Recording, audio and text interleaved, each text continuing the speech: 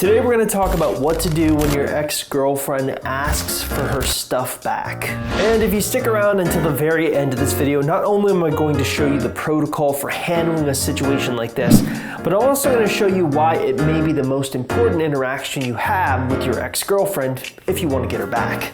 But first things first, if you haven't already, make sure you stop everything you're doing and take our Ex Recovery Chances quiz on my website, www.exgirlfriendrecovery.com. Believe me when I say there's nothing worse than trying to get an ex back in a situation you really have no shot at.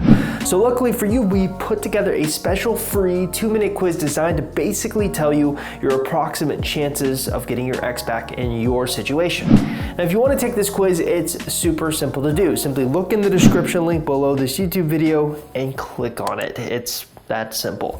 Okay, so let's first start by talking about the general situation where your ex-girlfriend is asking for her things back. And I figure a really great place to start in this particular situation is by talking about the role that the no contact rule will have in your overall strategy. Not a lot of people really think about this, but overall, the way we've found works best is that if you always try to implement a no contact rule after you go through a breakup. Now, if you didn't already know, the no contact rule is something that will shut down communication between exes for a certain period of time in order to create space for each partner, which will allow for healing, self-recovery, and an opportunity for both of you to potentially come back together as a couple, which I believe is the key to long-lasting success. So, in a perfect world, your ex-girlfriend breaks up with you and you immediately jump into a no contact rule.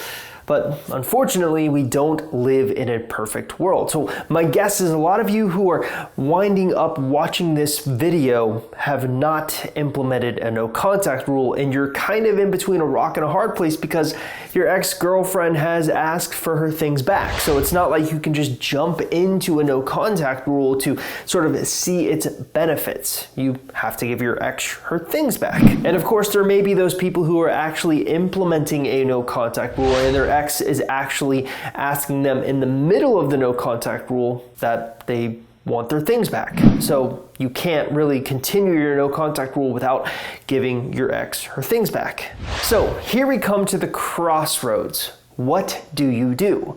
If you haven't done a no contact rule and you've maybe been arguing back and forth throughout the time that you've broken up, do you see your ex and give her her things back?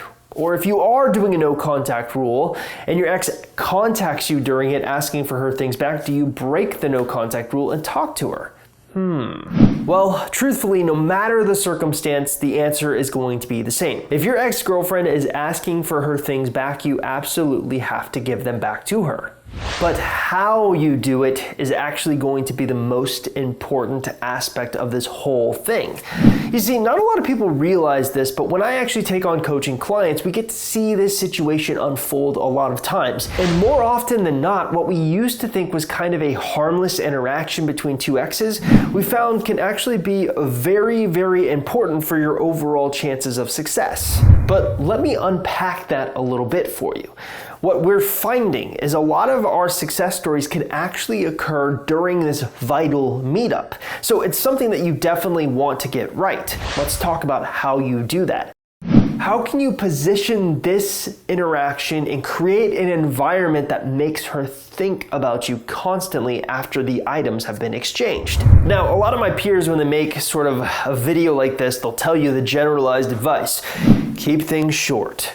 Look good. And I'm definitely going to be talking about some of those things, but more than anything, I think the problem with talking about that very generic advice is it doesn't really add anything new to the conversation, that there's no real life touch to it. So what I'd like to do for you is, before I tell you what I have found works best for my clients, is to actually sit you down and tell you what your overall goal is in this interaction. So a few weeks ago, I actually did a video for my other website, Ex-Boyfriend Recovery, helping women get their ex-boyfriends back. And the video was all about what to do if you run into your ex unexpectedly. And that situation is kind of like this situation in the fact that both of those situations have the same goal. Your number one goal when you are exchanging items with your ex-girlfriend is to leave a lasting impression that makes her think about you after the event occurs.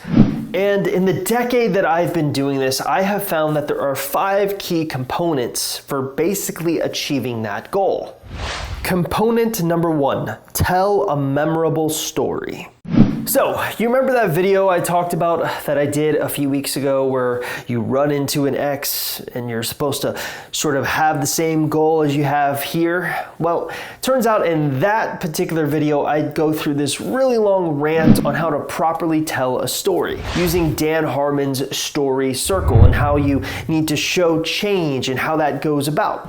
So rather than me sort of going over it again here because that would add another 10 minutes to this video, I'm going to recommend that you actually watch that video. And if you want to know how you can find that video and watch that video, all you have to do is just simply look in the description link below the YouTube video and I'll put a link to it there. But for those of you who will eventually be too lazy to actually go and put the work in to watch that video, let me give you a quick crash course. I am of a firm belief that people do not know how to tell stories when they're just talking to their exes. They just talk about the first thing that pops into their mind. And a lot of times you don't need to tell a great story, you just need to learn how to structure your stories properly to make it memorable. And for that, we're actually going to use Dan Harmon's story circle. It's his way of figuring out how to properly tell a story so that over time it becomes memorable and can lodge in the brain. Now, the story circle has 8 distinct parts to it. Part 1, a character is in a zone of comfort. Part 2, they want something. Part 3, they enter into an unfamiliar situation. Part 4, then they adapt to it. Part 5, they eventually get what they want. Part 6, but they pay a heavy price for it. Part 7, then they return to their familiar situation. Part 8, having changed. Now, without context, that can be a little bit confusing, so I highly recommend you watch that video I did a few weeks ago where I actually give you a real life story to show you how the story circle is supposed to work and why it will make your story memorable in this interaction you're going to have with your ex. So let's move on to the second thing you need to do if you want to achieve your goal. Component number 2. End it a bit prematurely. One of the latest buzzwords that I've been going on and on about is this concept of psychological barriers. And oftentimes what prevents someone from wanting to respond to you or respond to you in the way that you want is the psychological barrier they put up. Oftentimes it's if you've been super aggressive in how you've talked to them. They're thinking, well, every time we talk, we get into a fight. If you've been super natty when you talk to them, oh man, this person's so drama-filled, I don't want to talk to them. And oftentimes, in order to overcome those barriers, you have to do a lot of different things. And over the years, what we found, especially when it comes to transitioning past these barriers, is the fact that it takes a lot of different things to make that happen. And oftentimes it creates sort of this snowball effect where you're constantly needing to have a satisfying interaction with them, as well as ending the conversation a bit prematurely. The same thing will occur here when you meet up with your ex to exchange items with her. You want to have a satisfying interaction with her.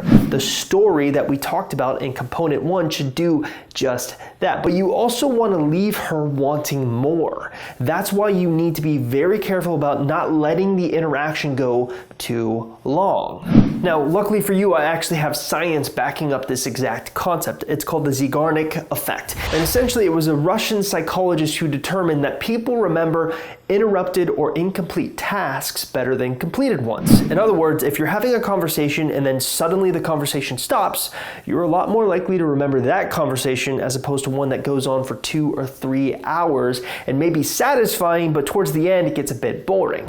The same thing can be said about the interaction you're going to be needing to have with your ex-girlfriend. You want to keep it somewhat satisfying, but also a little bit premature so that she's thinking, you know what, I want more. That's what will actually make her think about you after the fact, which will help you achieve your goal. Component number 3, looks matter more than you think. So let's go with the old staple that's been with us since the beginning of time or the beginning of breakups. It does matter what you look like. You want to look like you aren't super depressed eating a tub of ice cream, crying in the corner over your ex-girlfriend. That's pretty much common sense. Not really sure how much more to add here other than the fact that how you look will matter. Think of it like this. When you go through a breakup, the two of you often aren't seeing each other. meaning the only time you two will actually probably have a conversation is through text messaging and also through phone calls, and assuming you're at that stage. In other words, out of the 5 senses, you're only really getting 2 senses that are being interacted with. But when you see your ex in person, all 5 senses go up. How you look, the conversations you have, how you smell, all of that stuff matters to create that lasting impression that we need your ex-girlfriend to have after the fact. You want her to think, you know what? I kind of miss him. You want her to think, you know what? I kind of enjoyed talking to him. You want to engage as many senses as possible in a positive way so that when she's done with the interaction, she thinks about you and may even reach out to you after the breakup. Component number 4. Let her lead where things go. Now, in my opinion, the number one thing people want to learn about these interactions is if they can talk about the breakup. And my question to that usually was a hard no, but over time I've kind of softened my stance on it. In other words, I actually think it depends. It depends on what your ex-girlfriend brings up. If she wants to bring up the breakup, it's rude to immediately redirect her to a different conversation. Instead, what you should be doing is let her lead and then give her back and mirror her behavior. Because oftentimes, sometimes talking to her about those emotional topics can be helpful to making the conversation meaningful. But here's what is likely to happen. The two of you will see each other and nerves will take over. She's not going to want to bring up the breakup and you're not going to want to bring up the breakup. So usually this is something you don't have to worry about a ton unless she leads and talks about the breakup. In that case, you mirror her behavior and you can talk about the breakup too. But don't say anything like, I love you or I miss you. And that just makes her think that you're still madly in love with her, and you don't necessarily want her to think that at this stage. Instead, mirror her behavior, but don't mirror it 100%, mirror it maybe 70%. Component 5, if the topic becomes too emotional, redirect. This was my one caveat to component number 4. There is a risk with letting her lead to emotional topics. Sometimes the topics can become too emotional and it can actually harm your circumstance. It can actually harm this interaction. I'll give you a prime example. Let's say the interaction between you exchanging items or giving her stuff back starts off really great. You tell your story, it's memorable, she laughs, whatever. And then she starts bringing up the breakup and how badly you hurt her and how badly she feels. What you're really going for here is you want her to leave the conversation with you with a positive feeling as opposed to a negative, sad, emotional feeling. Well, emotional isn't necessarily bad, but you get what I'm going for here. If the topics become too emotionally charged to the point where she is getting upset, that's when it's time to redirect to a different type of conversation.